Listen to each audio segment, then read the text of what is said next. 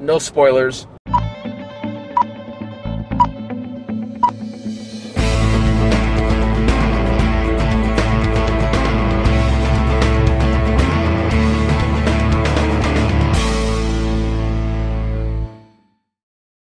Hey guys, it is Dave. It is Saturday afternoon.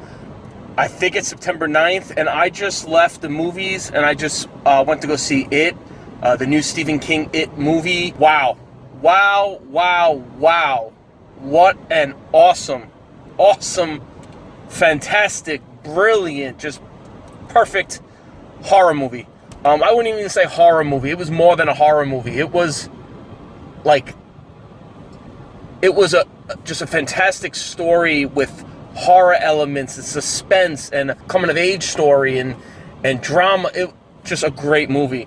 I love Tim Curry as Pennywise, and I was really weary about this. I get very weary when they redo movies, but this was a movie that was made for the movie theaters, and it is made for the movies. It's rated R. There are scenes why you know it's rated R. Lauren really wants to see it. I haven't contemplated it yet. There were people that brought their kids into the movies that saw it, so I think she could handle it because she has seen The Shining and Jaws. She did watch the original Stephen King's It. This is totally different, but this was just a fantastic movie. Fantastic, from the acting, the writing, the directing, the storytelling. What an awesome movie. I mean, again, this is probably one of the best quote-unquote horror movies I have ever seen. It was a true blockbuster. Hollywood really knocked this one out of the ballpark. The acting was great. Bill Skarsgård, who plays Pennywise, is just brilliant in the role. Brilliant. Perfectly done. Perfectly executed. And how I was thinking about this as I was watching it, because again, I'm true to the original. I love Tim Curry as Pennywise. He was fantastic.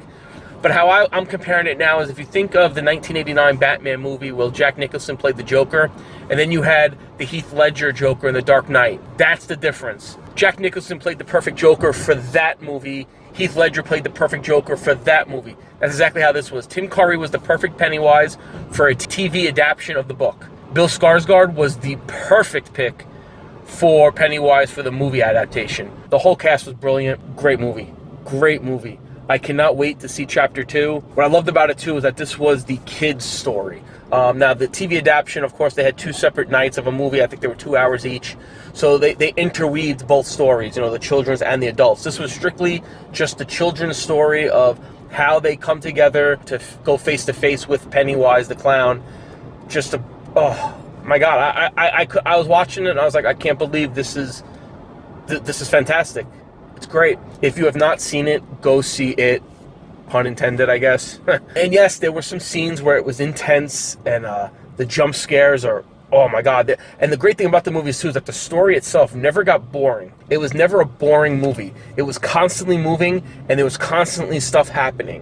Whether it be just great storytelling, or if it was the scenes that involved Pennywise and getting in their head and trying to, show them their fears. Just a great movie. It was, I think, like 2 hours and 15 minutes or so.